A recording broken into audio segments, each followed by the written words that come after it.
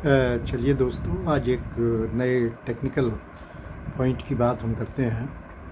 और ये कंसर्न है विल, जो वसीयत, विल से रिलेटेड ये वीडियो है। जनरली जो मैं वीडियो टॉक्स डालता हूँ तो उसमें कोई ना कोई एक टेक्निकल एस्पेक्ट होता है जो नॉर्मल कोर्स में जो केसेस आते हैं या नॉर्मल कोर्स में जो हम सब प्रॉब्लम फेस करते हैं उससे ज़रा हट के एक बात आ जाती है। तो यही एक मैं ख़ास बात ध्यान रखता हूँ। तो विल के केसेस हम और आप रोज़ाना करते हैं और उसमें ये बात आती है कि भी विल के विषय में एक तो ये है कि मार्जिनल विटनेस को विल साबित करनी चाहिए। सेक्शन 68 एविडेंस एक्ट का ये कहता है कि एक अटेस्टिंग विटनेस जो विल का होता है वो कम से कम आकर के विल साबित करे। दूसरी बात ये होती है कि केवल विल को साबित करना काफ़ी नहीं होता, बल्कि जो सस्पिशियस सर्कमस्टांसेस हैं सराउंडिंग द विल वो भी एक्सप्लेन की जानी चाहिए। कि अगर कोई भी डाउट है कि जिससे पता पड़ता है कि भाई ये डाउटफुल विल है और ऐसा लगता है कि ये एग्जीक्यूटेंट ने फ्रीली एग्जीक्यूट नहीं की है, तो ऐसे मैटर्स में है ऐसे डाउट्स को प्रोपाउंडर मीन्स वो पर्सन जिसके की पक्ष में विल की गई है,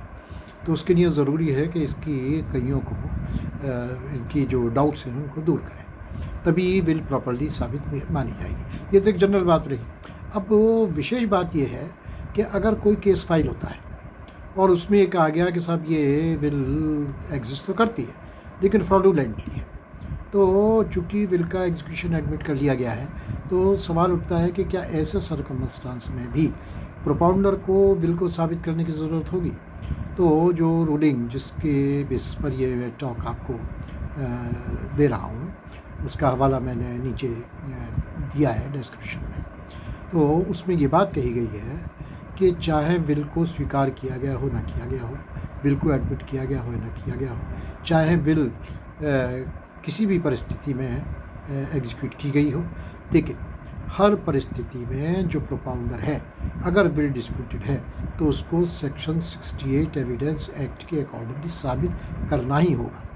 ये कभी भी डिफेंस नहीं ली जा सकती कि साहब चूँकि विल का एग्जिस्टेंस मान लिया गया है इसलिए मुझे साबित करने की ज़रूरत नहीं थी, इसलिए मुझे विटनेस को पेश करने की ज़रूरत नहीं थी। तो ऐसा नहीं है। और ये बड़ा आपको ख्याल रखना है कि अगर आपके पक्ष में कोई विल है और उसके चैलेंज करते हुए उसकी वैलिडिटी को इन्वॉल्व करते हुए अगर कोई सूट फाइल होता है तो किसी भी परिस्थिति में अटेस्टिंग विटनेस को पेश होने से आपके केस में चूक नहीं होनी चाहिए। देखिए, बड़ी इंपॉर्टेंट बात यह है कि ट्रायल कोर्ट के सामने ही आपको ओरल एविडेंस देने का मौका मिलता है। अगर ओरल एविडेंस आप ट्रायल कोर्ट के सामने नहीं दे पाए हैं तो फिर कोई स्टेज ऐसी नहीं है जिसमें कि ओरल एविडेंस को देने को परमिट किया जाए। डॉक्यूमेंट्री एविडेंस तो आप दे सकते हैं लेटर स्टेज पे, अपीलेट की स्टेज पे, सेकंड अपील की स्टेज पे, फर्स्ट अपील की स्टेज पे, लेकिन